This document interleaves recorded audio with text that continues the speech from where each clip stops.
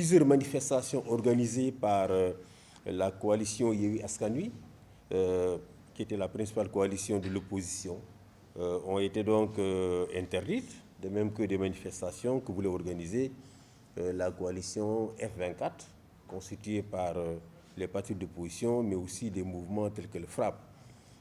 Ces manifestations ont été quasi systématiquement interdites, en tout cas jusqu'en début d'année, avec les changements qu'il y a eu au ministère de l'Intérieur. Les manifestations étaient pratiquement interdites de façon quasi systématique, y compris évidemment dans le centre-ville de Dakar, qui, comme vous le savez, est interdite à toute manifestation depuis l'arrêté d'Ousmane Ngom de 2011, arrêté que la Cour de la CEDEAO a évidemment demandé à l'État du Sénégal de retirer. Vous savez qu'à la suite de la saisine d'Amnesty, n'est-ce pas, la Cour de la CEDEAO a ordonné à l'État du Sénégal, en donnant un délai, n'est-ce pas, pour retirer l'arrêté. Malheureusement, l'arrêté est toujours en cours et aujourd'hui, il est toujours impossible aux Sénégalais de manifester devant une institution comme l'Assemblée nationale. Dans tous les pays du monde, lorsque l'Assemblée nationale s'est réunie pour prendre des décisions, les citoyens sont autorisés à venir pacifiquement, évidemment, dire leur accord ou leur désaccord par rapport à ce texte de loi. Au Sénégal, ce n'est pas possible, malgré donc l'arrêté de la Cour de la CEDEAO.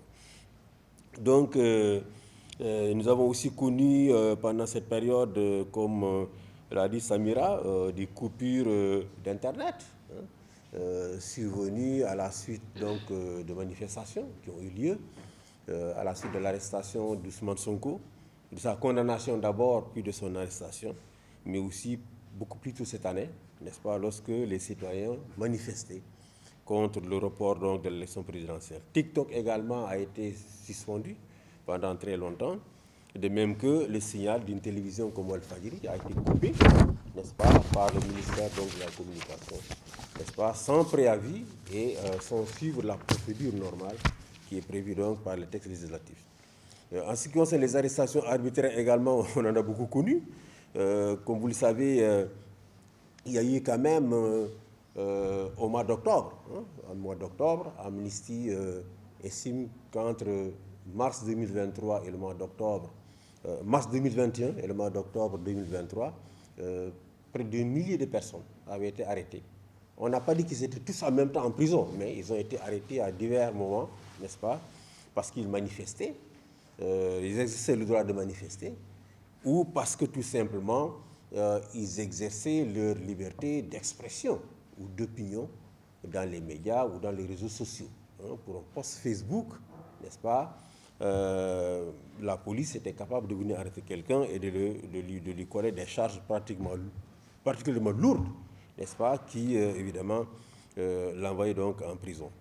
Et c'est dans ce contexte évidemment que nous avons connu l'arrestation d'Aliou Sané.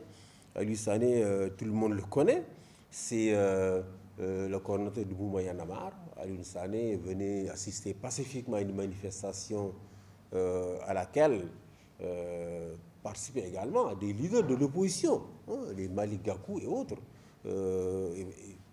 avaient décidé de se rassembler devant Ousmane Sonko pour aller lui rendre visite alors qu'il était séquestré depuis quelques jours dans sa maison. Avant même d'arriver dans le lieu, il a été interpellé et finalement, il a passé de longs mois en prison. Nous avons aussi d'autres figures emblématiques de l'activisme, comme Hannibal Djim, comme Falla Fleur, qui ont été tous arrêtés et détenus pendant de longs mois. Hannibal Djim pendant plus d'1 an, simplement parce que, évidemment, ils exerçaient ce droit d'expression à travers les réseaux sociaux, notamment les réseaux Facebook. Des journalistes ont également payé, disons, ont beaucoup souffert de cette répression. Beaucoup souffert. Le cas le plus emblématique, évidemment, c'est le cas de Pape Alé Niang, qui a eu à séjourner plusieurs fois en prison, qui a mené plusieurs grèves de la faim. Je pense que c'est lui le premier à initier cette mesure de lutte contre l'arbitraire, à savoir entreprendre une grève de la faim. Il a donc été arrêté plusieurs fois.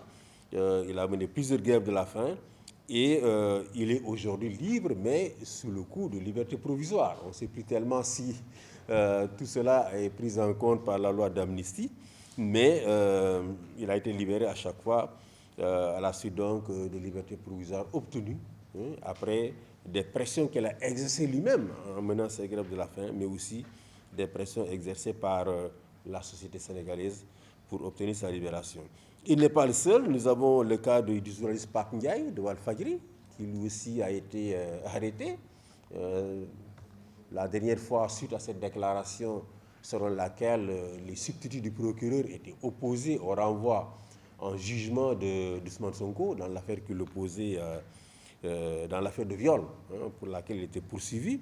Donc Pape Ndiaye a été arrêté et placé en détention. Nous avons aussi Serigne Saliou Gueye, directeur du quotidien Yor Yor et chroniqueur à Saint-Louis, qui lui aussi a été arrêté et détenu parce que simplement il critiquait justement des magistrats, n'est-ce pas, dans évidemment les procédures en cours contre le leader de l'opposition Ousmane Sonko. Les défenseurs des droits humains aussi ont payé au lourd tribut.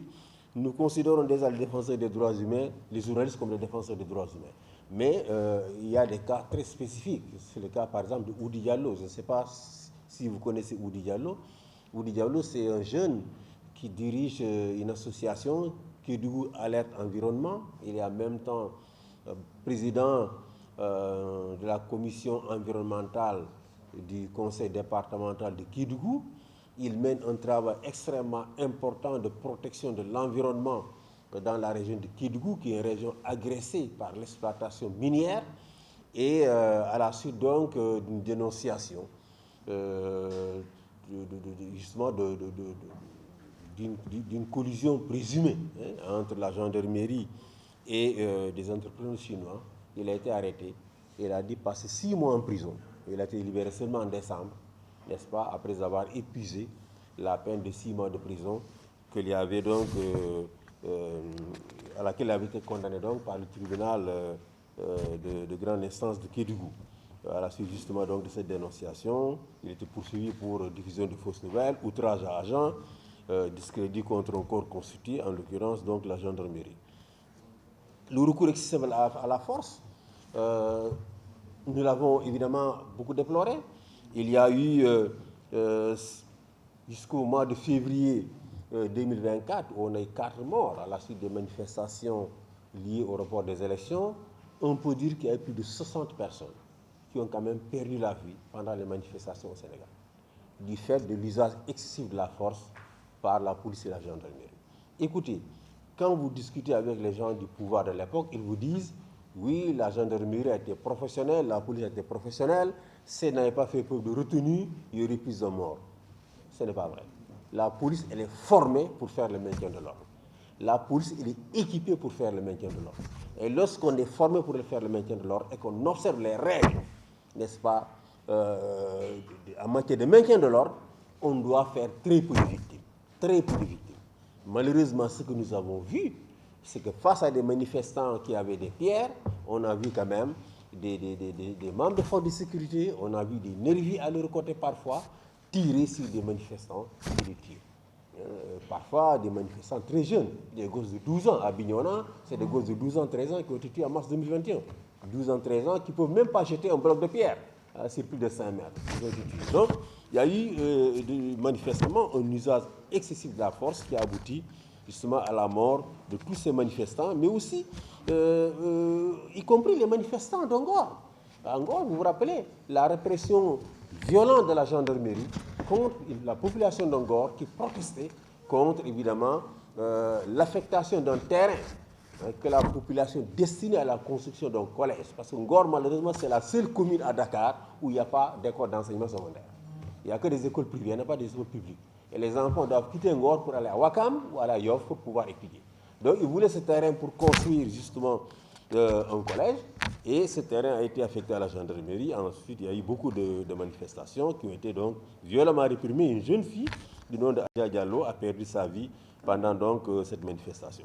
Donc, cette répression, cet usage excessif de la force a entraîné la perte de vie un grand nombre de pertes en vies humaines, plus de 100 personnes, mais aussi beaucoup de blessés, dénombrés généralement par la Croix-Rouge sénégalaise, Et nous devons évidemment dénoncer vigoureusement donc l'exercice de la force. Ce n'est pas limité qu'à Dakar, hein, et pas seulement au contexte politique, à Hossanto aussi, dans la région de Kédougou, à la suite justement de la décision du préfet de reprendre, n'est-ce pas, un processus qui était entre les mains des maires, à savoir le processus de recrutement des travailleurs non qualifiés pour les industries minières. Il y a eu des émeutes, n'est-ce pas, au cours desquelles un ressortissant sénégalais et un ressortissant burkinabé ont perdu la vie donc, dans la région de Kédougou et plus précisément à Hossanto. Ce que je peux dire de façon sûre, c'est que pour toutes ces victimes, nous nous sommes assurés à ce qu'il y ait, n'est-ce pas, des expertises médico-légales. Nous avons insisté, parfois nous-mêmes, nous avons commis des médecins légistes pour assister les familles lorsqu'il y avait des contestations sur les autopsies, pour que pour chaque victime, il y ait, n'est-ce pas, un certificat d'autopsie. Et nous avons veillé pour que chaque famille de victimes ait un avocat. Et je puis vous dire que pour toutes ces victimes, y compris les 4 dernières, n'est-ce pas, nous avons commis des avocats. Amnesty Larado ou la Ligue sénégalaise des droits humains, au article 19, nous avons commis des avocats pour assister justement ces familles-là. Et selon les retours que nous avons de ces avocats, avant la loi d'amnistie, aucune enquête ouverte n'a réellement connu de suite pendant ces 3 dernières années. Donc il y a une volonté manifeste, qui était déjà manifeste, d'accorder l'impunité aux membres des forces de défense et de sécurité, volonté qui s'est finalement matérialisée par la loi d'amnistie qui a été votée donc, en fin de mandat du président Macky Sall pour effacer donc tous ces crimes, n'est-ce pas, et loi d'amnistie que nous avons dénoncée et que nous continuons de dénoncer parce qu'elle est une garantie d'impunité, une garantie de répétition justement des crimes qui ont été commis par les membres des forces de défense et de sécurité.